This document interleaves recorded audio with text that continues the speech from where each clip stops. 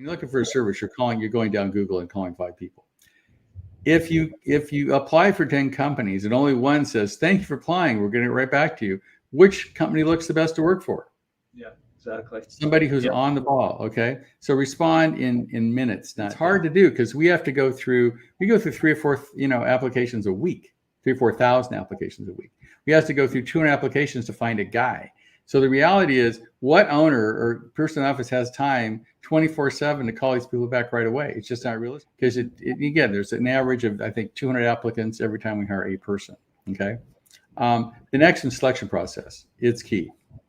Use an assessment. There's a lot of good psychological tools out there. We use an assessment that has a lot of AI in it. I'll know about you than your mom if you take this thing. So get a good assessment process. There's Colby, there's DISC, there's a bunch of stuff out there. Make sure you do a good psychological assessment of the person before you hire them. The technology is there. And we have, I think, the best, but it doesn't matter. Find some technology so you know the person's intelligence, their integrity, whether the right personality for the job.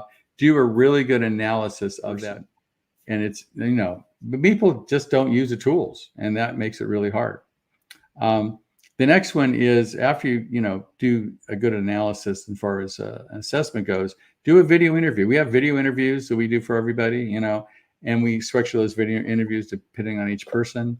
So we always do video interviews, because there's some things you can't find in an assessment. I mean, what do they look like? What do they come across with? I mean, how are they as a human being? You can't tell some of those things unless you watch a video. Okay.